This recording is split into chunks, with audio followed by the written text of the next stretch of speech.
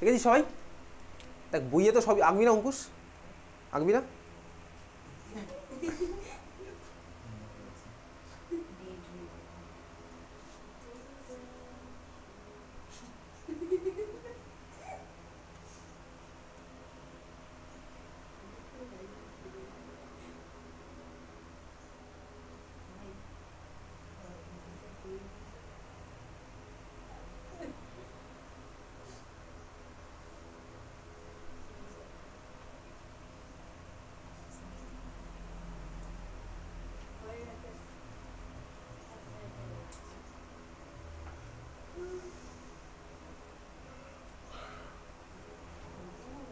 হয়েছে? দেখ এইবারে এই অক্সিজেনের আউটার মোস্টটা যেহেতু 6টা আছে, ওর একটা দরকার।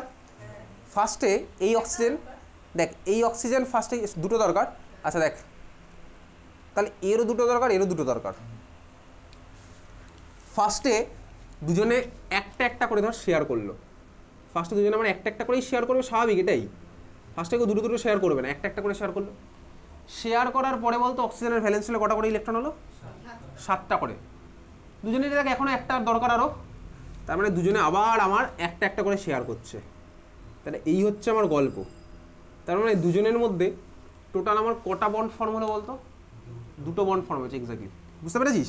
তাহলে দুজনের মধ্যে হলো আমার দুখানা বন্ড ফর্ম। তাহলে এটা ছিল বিফোর কম্বিনেশন। আফটার কম্বিনেশনের ছবিটা আমার কি হচ্ছে? এখানে আমি অক্সিজেন আঁকলাম, মাঝখানে ও,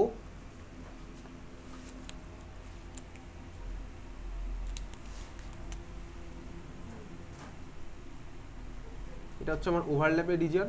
হাসি পাচ্ছে কার কার বলতো?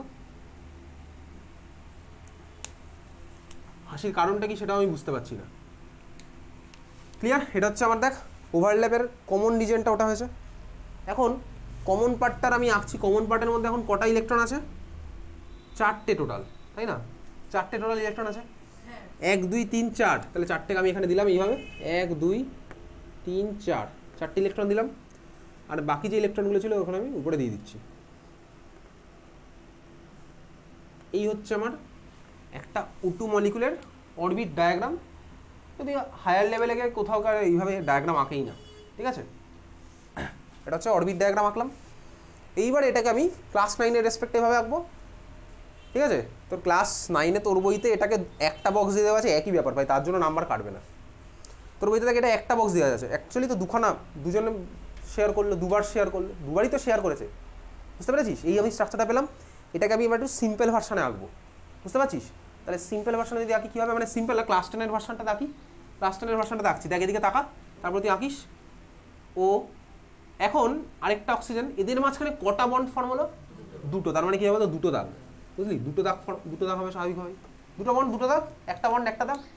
কোভ্যালেন্ট বন্ড একটা মানে একটা দাগ, কোভ্যালেন্ট বন্ড দুটো মানে দুটো দাগ, কোভ্যালেন্ট বন্ড তিনটে হলে তিনটে দাগ হবে। সিম্পল লজিক, বোঝা গেল? আচ্ছা অক্সিজেনের মাথায় কি আছে ভাই? দুটো লোন পেয়ার, এই অক্সিজেন, ওই অক্সিজেনের মাথা দুটো, এই অক্সিজেনের কাছে দুটো দুটো। এই হচ্ছে আমার অ্যাকচুয়াল স্ট্রাকচার অফ O2, বুঝলি তো? এটাই হচ্ছে আমার অ্যাকচুয়াল O2 স্ট্রাকচার। ক্লিয়ার? বোঝা গেছে? এই স্ট্রাকচার রেখেছিস। দেখ এই অক্সিজেনের ভ্যালেন্স ছেলে কটা ইলেকট্রন আছে, তার মানে গুনি 1 2 3 4 5 6 7 8, একটা বন্ড মানে দুটো ইলেকট্রন, ঠিক আছে? ওই অক্সিজেনের কটা আছে? 1 2 3 4 5 6 7 8, সবারই 8টা 8টা করে ইলেকট্রন। ক্লিয়ার? দুটো অক্সিজেনই সুখে শান্তিতে একসাথে আছে, বোঝা গেল? 8টা 8টা করে ইলেকট্রন নিয়ে। এইটা হচ্ছে আমার কিন্তু O2-র স্ট্রাকচার, মনে থাকবে? তাহলে বল O2-র মধ্যে কটা লোন পেয়ার আছে? আরে ভাই 4টে, 1 2 3 4, 4টে লোন পেয়ার O2-র মধ্যে। অক্সিজেন, যে অক্সিজেন তুই ইনহেল করছিস তার মধ্যে 4টে লোন পেয়ারই আছে। সেই ইনহেল অক্সিজেন গিয়ে কী মেকানিজমে তোর ব্লাডের মধ্যে ডিজলভ হয়, কোথায় গিয়ে কী হেল্প করে, সেগুলো আমাদের এখন পার্ট না, সেগুলো তো ইনফ্যাক্ট বায়োলজির পার্ট, বুঝতে পেরেছিস তো? হিমোগ্লোবিনের মধ্যে কোথায় কী হচ্ছে সেগুলো বায়োলজির পার্ট। তার মানে তুই অক্সিজেনটাকে ইলেকট্রনের রেসপেক্টে দেখে বুঝলাম এই হচ্ছে ভাই অক্সিজেনের স্ট্রাকচার, বোঝা গেছে? তার মানে এটাকে আমরা কী বলে বলতো? Double covalent bond.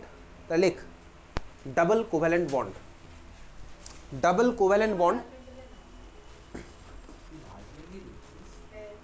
খাতা রক্তাক্ত হয়ে যাবে, ঠিক আছে? ডাবল কোভ্যালেন্ট বন্ড লিখেছি, এটা কি? Double covalent bond between two oxygen atoms. Double covalent bond between two oxygen atoms. Double covalent bond between two oxygen atoms. বোঝা গেল? ক্লিয়ার? চল পরের স্ট্রাকচারটা এবার আমি কাকে নেবো? তাহলে সিমিলার কনসেপ্ট দিয়ে এবার আঁকবি। কার কথা আঁকবি? আঁকবি হচ্ছে পরেরটা, বই না দেখে, হ্যাঁ বই না দেখে।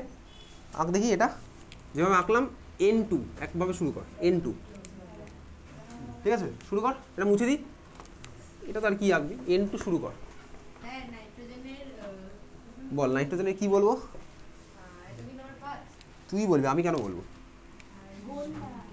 প্রথম ক্লাসে তো করেছি আমি আর বলবো না একটা ক্লাসে যেটা হয়ে গেছে আমি কেন বলবো চল শুরু কর বসে থাকিস না শুরু করে দে N2 স্ট্রাকচার তুই এখন আঁকবি ভেবে চিন্তা কর যেভাবে করলাম শুরু করে দে N2 স্ট্রাকচার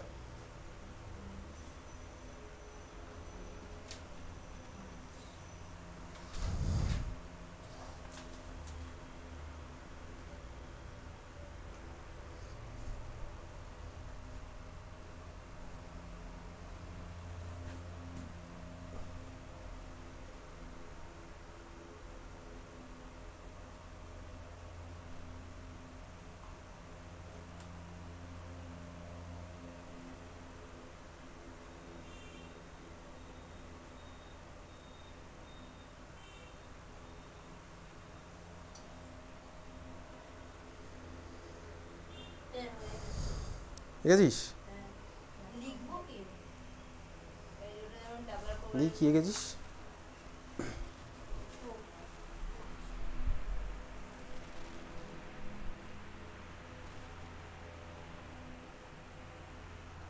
দশটার পরে ফোন করছি ঠিক আছে আচ্ছা এটার মধ্যে দেখ যে স্ট্রাকচারটা তুই এঁকেছিস ঠিকই আছে 2 2 4 এটা হয়নি কেন হয়নি তুই নিজে ভালো করে দেখ স্ট্রাকচারটা হয়নি কেন তুই নিজে ভালো করে দেখ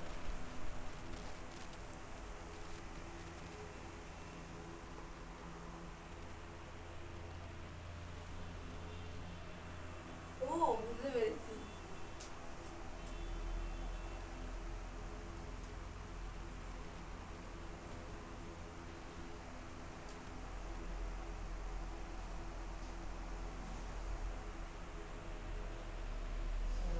তার এবার দেখো ঠিক আছে কিনা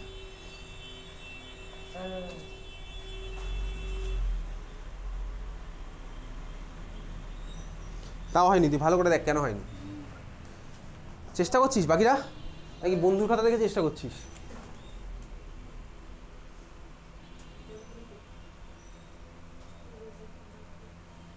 আচ্ছা তো বাকিদের সবার কাছেই আসছি তুই তোরটা ভাব তোরটা হয়নি কিন্তু হয়নি আমারটা তোরটাও হয়নি কারণ কি তুই তোর স্ট্রাকচার দেখ তুই বলতো তোর যে স্ট্রাকচারটা হয়েছে সেখানে বন্ড ফর্ম হওয়ার পর প্রত্যেকটা নাইট্রোজেনের ভ্যালেন্স ছেলে কটা করে ইলেকট্রন আছে গুণ প্রতিটা আমি হাত ব্যথা হয়ে যাবে প্রতিটা নাইট্রোজেনের ভ্যালেন্স ছেলে কটা করে ইলেকট্রন আছে স্যার এই যে এরকম ওইসবের জন্য আমি বলিনি তাও হয়নি তুই বল বন্ডটা ফর্ম হওয়ার পরে প্রতিটা নাইট্রোজেনের ভ্যালেন্স ছেলে কটা করে ইলেকট্রন হলো দেখি ওই রেজাল্টটা দেখ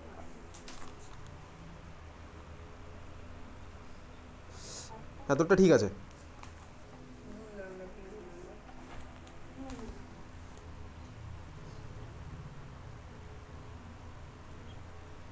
তোরটা ঠিক আছে ক্লাস 9 নাম্বার পেয়ে যাবি কিন্তু ইলেকট্রনটাকে না এইভাবে দেখালে হবে না তুই যেভাবে দেখেছি কেন বলছিলাম না বারবার স্যার বুঝতে পেরেছি স্যার বুঝতে পেরেছি বলবে না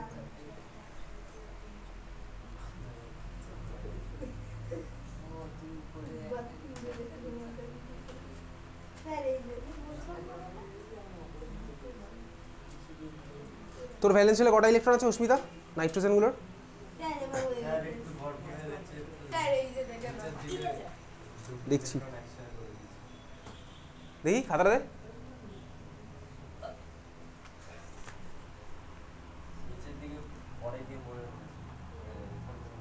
তোর আর অঙ্কুশের স্ট্রাকচার সেম এইভাবে আঁকলে ক্লাস 9 নাম্বার পেয়ে যাবি কিন্তু অ্যাকচুয়ালি ঠিক হয়নি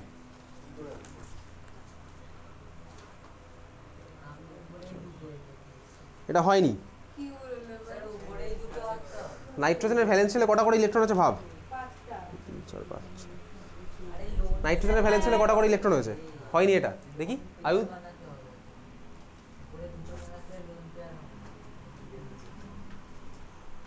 নাইট্রোজেনের ভ্যালেন্স ছেলে কটা করে ইলেকট্রন হয়েছে হয়নি এটা তোরটায় ভ্যালেন্স ছেলে কটা ইলেকট্রন আছে অস্মিতা আচ্ছা পাঁচটা বুঝতে পেরেছি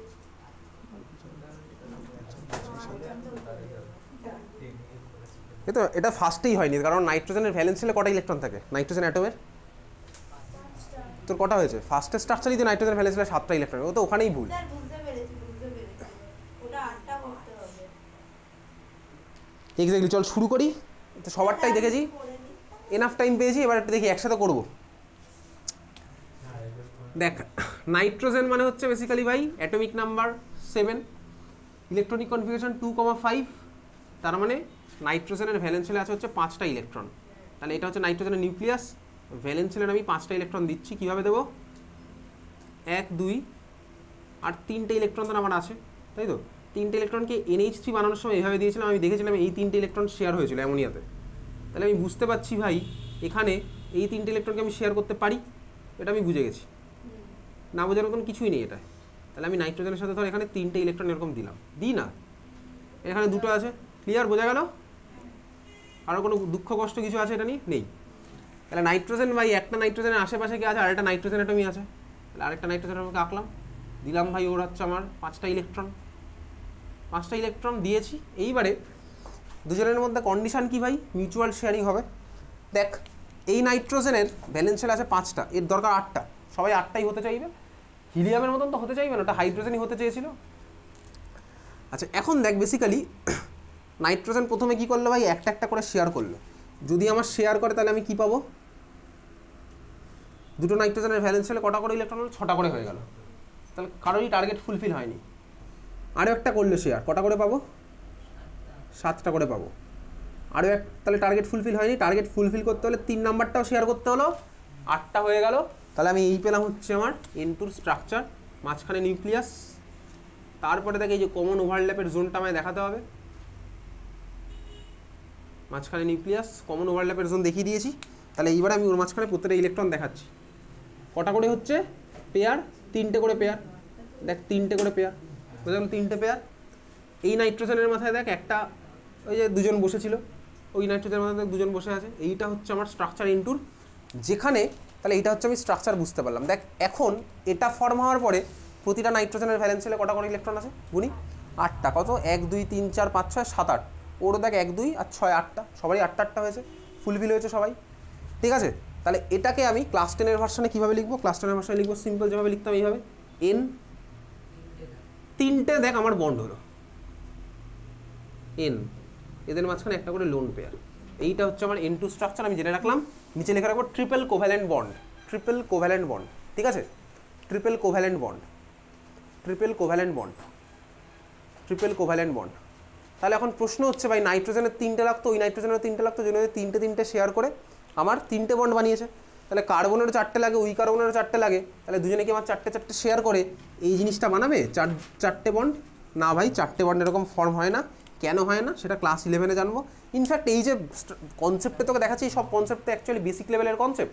অ্যাডভান্সটাকে সিম্পল ভার্সনে দেখানোর জন্য তোকে এরকম বলা হয়েছে, কিন্তু অ্যাকচুয়ালি তো এইভাবে হয় না। অ্যাকচুয়াল ক্লাস 11 না উঠলে বুঝতেও পারবো না। তুই বুঝতেই পারছিস যে ইলেকট্রন কীভাবে ছিল, ওই জন্য অন্যভাবে একটা আঁকছিলাম ওইভাবে, তার মানে সব কিছু এক্সপ্লেন করা যাবে না এভাবে। তাহলে C4 কিন্তু আমার এরকম ফর্ম হয় না, মানে চারটে বন্ড C এরকম ফর্ম হবে না। কেন হবে না? ক্লাস 11-এর পার্ট, বুঝতে পারলি তো? আমি C2 বলে কিছু এরকম এক্সিস্ট করে না, বোঝা গেছে? তাহলে এই ছিল হচ্ছে আমার কোভ্যালেন্ট বন্ডিং। পরের ক্লাসে পড়বো হচ্ছে আয়নিক বন্ড পড়বো। অ্যাটমিক স্ট্রাকচারটা পুরোটা পড়ছি না, আয়নিক বন্ড পড়ে আমি তুই ওই সেকেন্ড চ্যাপ্টারটা ঢুকবো। ক্লিয়ার? সেকেন্ড চ্যাপ্টার স্কুলে কী কী পড়াচ্ছে আমি একটু পাঠাস তো, ঠিক আছে? তো মুখস্থ করার পার্ট ভাই, এই রিয়াকশান ওই রিয়াকশান, 6টা রিয়াকশান মুখস্থ করবি, এর সাথে করলে এটা হবে।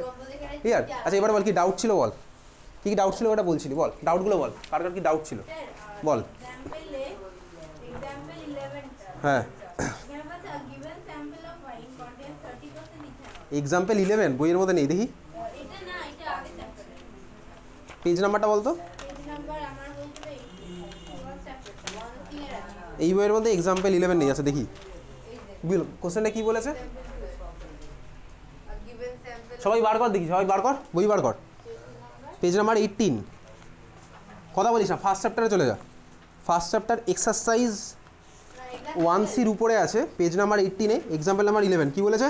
Find the 12 a given sample of wine contains 30% ethanol, determine the percentage of carbon in the ethane, determine the percentage of carbon in the ethane, ঠিক আছে? আচ্ছা, তোর কাছে একটা ওয়াইন স্যাম্পেল আছে, স্যাম্পেলের মধ্যে 30% ইথানল আছে। এখন তো ইথানলের ফর্মুলা জানলে তো আমার পসিবল না জানা। ইথানলের ফর্মুলা আমার এখন তো এই অঙ্ক তোর ক্লাস 9 আসার চান্স নেই একদম। আচ্ছা, ইথানলের ফর্মুলা কী হয়? ক্লাস 10-এ আছে ইথানল, এটা হচ্ছে IUPAC নমেনক্লেচার আছে ক্লাস 10 অর্গানিক কেমিস্ট্রির মধ্যে। ইথানলের ফর্মুলা আছে C2H5OH, C2H5, পেয়েছি সবাই অঙ্কটা খুঁজে? পেয়েছিস তো? পাসনি খুঁজে? আমার বইতেই নেই। আমার এই পেজ নাম্বার 18-এর না, এটা বইতেই নেই। পেয়েছিস সবাই খুঁজে? আচ্ছা দেখ তোকে এনে ধর কি বলেছে কোশ্চেনটা। এটা গ্রাম একটা স্যাম্পেলের মধ্যে 30% ইথানল আছে। তারপর কি বলেছে জানো? 30% ইথানল, তার মানে 30% আমার আছে। কথা বলিস না, ইথানল মানে C2H5 হয়েছে, এটা মুখস্থ করতে হবে। ইথানলের ফর্মুলা C2H5 হয়েছে। কোশ্চেনটা আলটিমেটলি তারপরে কি বলেছে? পার্সেন্টেজ অফ কার্বন, তাই তো। কার্বন কত পার্সেন্টেজ আমাকে বার করতে হবে, তার মানে পার্সেন্টেজ অফ কার্বন কত পার্সেন্টেজ বার করতে হবে। ক্লিয়ার, বুঝলি? আচ্ছা 30% ইথানল মানে কি? 30 মানে পার্সেন্টেজ মানে কি? 100-র মধ্যে এতটা। তার মানে তোর কাছে যে স্যাম্পেলটা আছে, স্যাম্পেলের মধ্যে 30% ইথানল আছে। তার মানে স্যাম্পেলটা যদি 100 হয়, ইথানল থাকবে ওর মধ্যে 30, তাই তো। স্যাম্পেল যদি 100-র মধ্যে আছে 30, বুঝলি? বোঝা গেল? তাহলে এইবারে সাপোজ আমি ধরলাম স্যাম্পেলটার মাস কি 100 গ্রাম, 100 কেজিও তুই ধরতে পারিস তোর ইচ্ছা। 100 কেজি যদি এটা 30 কেজি হবে। এটা যদি 100 হয় স্যাম্পেলটার মাস, 100 গ্রাম যদি হয়, তাহলে ইথানল কত থাকবে? 30 গ্রাম। 100 মিলিগ্রাম যদি হয়, তাহলে ইথানল থাকবে 30 মিলিগ্রাম। বুঝতে পারলি? তার মানে ইথানলটা আমার কত আছে বলতো? 30 গ্রাম। বোঝা গেল? ক্লিয়ার? ওয়াইনের ফর্মুলা দেখতে হবে। আরে ওয়াইনের মধ্যে তো ইথানল ছাড়া আর অনেকে থাকে। আমার ইথানলটা ওর মধ্যে আছে হচ্ছে 30 গ্রাম, আমি বুঝতে পারলাম। তাহলে ইথানলের মাস হচ্ছে 30 গ্রাম। বোঝা গেল? তোকে আবার বলতে হবে ভাই এই 30 গ্রাম ইথানলের মধ্যে কতটা হচ্ছে আমার কে আছে, কার্বন কতটা আছে। দেখ তাই বলেছে, বইটা একবার দে, তুই রাখ তোর কাছে, ঠিক আছে? অন্যের বইটা দেখি, নাহলে অন্যজন কষ্ট পাবে। কিভাবে করব দেখ, তুই বইয়ের দিকে তাকা, পাশের জন দেখলেই বুঝতে পারবি, আমি বোর্ডে করছি না। তাহলে আমি কি বুঝলাম বলতে, এখান থেকে আমার স্যাম্পেলটার মধ্যে 30 গ্রাম ইথানল আছে, বুঝলি তো? 30 গ্রাম ইথানল। তাহলে এবার আমি বার করতে হবে পার্সেন্টেজ কম্পোজিশন কীভাবে বার করি, পড়ছে মনে কীভাবে করতাম। দেখ ইথানলের মোলার মাস কত হয় বলতো? ওই যে যোগ করেছে দেখ নিচে 46 যোগ করবো। কার্বনের হচ্ছে 12, কার্বনের 12 হয়, জানতাম তো, করেছিলাম কিন্তু আগের দিন, মুখস্থ করতে বলেছিলাম না করা। বল আরএমএম তো এএমইউ তে দেখানো যাবে। রিলেটিভ মোলার মাস এএমইউ তে দেখায় বেসিক্যালি। রিলেটিভ মলিকুলার মাস আর রিলেটিভ অ্যাটমিক মাস এগুলো দেয়নি, তার কারণ তো ক্লাস 9-এ পুরোপুরি জানি না এখনো। গ্রাম পার মোল অ্যাকচুয়ালি হচ্ছে ইউনিট, ওই মোলের কনসেপ্ট এখনো আসেইনি, ওটা ক্লাস 11-এ ইউনিট না দিলে হবে। ইউনিট ছাড়া হবে। আচ্ছা দেখ, তার মানে আমি কি বুঝলাম ভাই, অ্যালকোহল আমার কাছে 30 গ্রাম আছে, বোঝা গেছে? আমাকে বার করতে হবে কি ভাই? Percentage carbon. তার মানে সোজা কথা এই 30 গ্রামের মধ্যে কত পার্সেন্টেজ কার্বন সেটা তো বার করলে হয়ে যাবে। ইথানল মানে কি 46 গ্রাম, 46 গ্রাম ইথানলে কত গ্রাম কার্বন থাকে কীভাবে বুঝবো? হ্যাঁ 2 × 12 24। আর ইথানলের মোলার মাস হচ্ছে ভাই, বা সরি ইথানলের মাস হচ্ছে আমার 46, ওর মধ্যে কার্বন থাকে কতটা? এই ইউনিটারি মেথড করছি দেখ, তারপরে বেসিক্যালি ইউনিটারি মেথড হচ্ছে। ইথানল হচ্ছে 46, ওর মধ্যে কার্বন আছে কত ভাই? 12 × 2। কেন 2? তার কারণ C2H5 হয়েছে, দুটো আছে। তাহলে 46 গ্রামে থাকে 24 গ্রাম, 30 গ্রামে কত থাকবে সেটা করলেই তো আমার অ্যান্সার বেরিয়ে যাবে। দেখ তাই করেছে না ক্যালকুলেশন, দেখ আলটিমেটলি তাই তো হয়েছে। হ্যাঁ ওটা ইনটু 100 বুঝতে পেরেছিস? পার্সেন্টেজ মানে তোমার 100 করতে হবে মাল্টিপ্লাই। এটা মাস 46 গ্রামে থাকে 30 গ্রাম, পার্সেন্টেজে তো কোনো ইউনিট হয় না। আলটিমেটলি জন্য অ্যান্সারের কোনো ইউনিট নেই, পার্সেন্টেজের তো কোনো ইউনিট হয় না, বুঝলি? দেখ ওইভাবেই করেছে, তো পার্সেন্টেজে তো ইউনিট হয় না। তার মানে পার্সেন্টেজ 46-এ থাকে হচ্ছে কত? 24 গ্রাম। 30-এ থাকবে কত? তার মানে 30 × 24/46 × 100 পার্সেন্টেজে করলে। দেখ এটাই তোর করেছে ক্যালকুলেশন, বুঝলি? করেছে তো × 100। পার্সেন্টেজ মানেই তো দেখ 15.65 গ্রাম পেয়েছে, সেটাকে 15.65% দিতে ওটা 100 এর মধ্যে আছে। এখানে কার্বনটা তো ওয়াইনে বলেছে, আর ওয়াইনটা যেহেতু 100 গ্রাম পেয়ে না। আচ্ছা এক্স্যাক্টলি, হ্যাঁ ঠিকই বলেছিস। দেখ যেহেতু আমার এই পুরো জিনিসটা 100-এর মধ্যেই ক্যালকুলেশন হচ্ছিল, ওই জন্য ওটা আমার পার্সেন্টেজই আসলো স্বাভাবিকভাবে। হ্যাঁ আমি ওটা 30 গ্রাম কার্বন ভাবছিলাম। তো দেখ এটা আমার ফার্স্টেই যেহেতু বলে দিয়েছে পার্সেন্টেজের মধ্যেই চলছে, তাহলে পুরো ক্যালকুলেশনটা ওই রিলেটেড পার্সেন্টেজই আসলো। কারণ আমি 30টা আমি 100-র মধ্যেই পেয়েছি, তাহলে বাকি ক্যালকুলেশনগুলো 100-র মধ্যেই চলছে অটোমেটিক্যালি, বুঝলি? তাহলে ওই জন্য আমার যেটা আসলো ওটা পার্সেন্টেজেই এসছে, ঠিক আছে? বুঝতে পেরেছিস? সবকটা গ্রামে করেছে। সেটা বলছে calculate percentage of hydrogen in water 11.11 গ্রাম। কেন কোনটা বলতো? এখানটায় গ্রাম ধরার কি মানে? এক্সাম্পল 7-এ কোথায় গ্রাম? এই যে এই বইতে দেওয়া হয়েছে। তার কারণ হচ্ছে ওই যেটা বলছিলাম, মোলার মাসের ইউনিট হচ্ছে মানে মোলার মাসের ইউনিট হচ্ছে মোল পার গ্রাম, সরি গ্রাম পার মোল। এই জন্য না অ্যাকচুয়ালি গ্রাম, দেখ এই পুরো মেজারমেন্ট আমি যেগুলো করি, দেখ আগের দিন বলছিলাম যেটা এএমইউ, সাপোজ এএমইউ, এটার জন্য আমাকে মোলের কনসেপ্ট জানতে হবে, কেন গ্রাম ধরেছে। ধর ল্যাবরেটরিতে আমি যখন কোনো মেজারমেন্ট করি, আমি যদি একটা অ্যাটমের মাস ভাবি, তুমি একটু ফিল কর, দেখ একটা অ্যাটমের মাস আমার কিছু হয় বলতে বেসিক্যালি ইউনিটটা এএমইউতে আমি করেছিলাম আগের দিন, তাই না? একখানা অ্যাটমের মাস বার করতে আমি শিখেছিলাম আগের ক্লাসে, করেছিলাম না অনেকগুলো। সাপোজ একখানা মিথেন মলিকুলের মাস আমার কত এসেছিলো বলতে 16 এএমইউ। এবার তুই ল্যাবে সাপোজ একটা মিথেন তুই রিয়াকশন করাবি কারোর সাথে, তাহলে একটা মিথেন মলিকুলে যদি তুই রিয়াকশন করতে যাস, তোকে একটা মিথেন মলিকুল নিতে হবে, তাই তো? তখন প্রশ্ন, একটা মিথেন মলিকুল নেবো কীভাবে? ওয়ে করে নেবো মিথেনের সোর্স থেকে। তো একটা মিথেন মলিকুলের মাস কত হবে? 16 এমইউ। তো 16 এমইউ মানে কত গ্রাম? আগের ক্লাসে দেখবি বার করেছিলাম, 1 এমইউ মানে ছিল 1.6605 × 10⁻⁻24 গ্রাম। তার মানে 16কে ওই 1.66 × 10⁻⁻24 গ্রাম দিয়ে মাল্টিপ্লাই করলে যা আসবে অত অ্যামাউন্টের গ্রাম হবে হচ্ছে আমার একটা মিথেন মলিকুলের মাস, বুঝতে পারছিস? তার মানে ভ্যালুটা কত ছোট বলতো? 16 × 1.6605 × 10⁻⁻24, 10⁻⁻24 গ্রাম, 10⁻³ গ্রামে আমার হয় কি 1 মিলিগ্রাম, বুঝতে পারছিস? তাহলে মিলিগ্রাম তো আমি না হয় ওয়ে করে ফেলতে পারবো, কিন্তু 10⁻⁻24 গ্রাম, এত ছোটো গ্রাম আমি কীভাবে ওয়ে করবো? এত ছোটো গ্রাম ওয়ে করা পসিবল নয়। ওই জন্য আমার কী হলো ভাই, ল্যাবে ওই একটা মিথেন মলিকুল অত ছোটো আমি ওয়েই করতে পারবো না। তার মানে 16 এএমইউ আমার পক্ষে ওয়ে করা পসিবল নয় প্র্যাকটিক্যাল অ্যাপ্লিকেশান থেকে। কিন্তু আমার তোর পক্ষে 16 গ্রাম ওয়ে করা পসিবল, অবভিয়াসলি পসিবল। মুদিখানার দোকানেও পসিবল 16 গ্রাম, 16 গ্রাম ওয়ে করা পসিবল। 16 গ্রাম কেন করছি সেটা পরের পার্ট। তার মানে বুঝতে পারলাম আমি 16 এএমইউ ওয়ে করা পসিবল না, বাট 16 গ্রাম ওয়ে করা পসিবল। সিমিলার দ্য ওয়াটারের যদি মাস বলি, একটা ওয়াটার মলিকুলের মাস কত? 18 এএমইউ। একটা ওয়াটার মলিকুলের মাস হচ্ছে 18 এএমইউ, মানে 18 ইন্টু ওই ভ্যালুটা, এত ছোটো গ্রাম পসিবল না ওয়ে করা একটা ওয়াটার মলিকুলে। কিন্তু দেখ আমি 18 গ্রাম ওয়ে করতে পারবো, তাই না? এই জন্য বেসিক্যালি গ্রামে যখন আমি এটাকে কনভার্ট করি, ওখান থেকে একটা নতুন কনসেপ্ট চলে আসে, মোলের কনসেপ্ট। ওই পার্ট আমি নেই, কারণ মোল আমার আছে ক্লাস 10-এ, তো মোলে আমি এখন যাবো না, ঠিক আছে? তো বেসিক্যালি ওই জন্য আমার এটা কী করছে বলতে, প্রত্যেকটাকে গ্রামে নিচ্ছে। তো ব্যাপারটা জাস্ট এএমইউ এর জায়গায় গ্রাম বসাচ্ছে। দেখ তোকে যদি এটা বলতাম since 18 AMU water contains 2 AMU hydrogen, ব্যাপারটা তো একই হতো। তো আমি এএমইউ এর জায়গায় গ্রাম বসাতে পারি। 18 gram water contains 2 gram hydrogen. 18 AMU আমি যদি বলি 18 KG water contains 2 KG hydrogen, দুটোকে কেজিকে কত টাকে গ্রামে কনভার্ট করলে তো একই হবে, বুঝতে পারছিস তো? তো যাই জন্য এটা গ্রামে নিয়ে করছে। তুই যদি এটা এএমইউ নিয়ে করিস না, তোর ভ্যালু তো একই আসবে, কারণ আমার আলটিমেটলি সব পার্সেন্টেজেই বেরোচ্ছে, বুঝতে পারলি? তো calculate percentage of hydrogen in water করলে আমি গ্রামে না নিয়ে নর্মালি এএমইউ নিয়েই করতে পারি। এএমইউ নিয়েই করবো, গ্রাম নেওয়ার দরকার নেই। এএমইউ নিয়ে করবো, গ্রাম নেবো না আমি, ঠিক আছে? তুই এএমইউ নিয়ে করবি, গ্রাম নিয়ে অ্যাকচুয়ালি ক্লাস 10-এ ক্যালকুলেট করি, কারণ যখন মোল ঢুকবে তখন আমি করবো হচ্ছে গ্রাম নিয়ে, মোল পার গ্রাম ঢুকবে তখন। এটা কার বই জানা ছিল?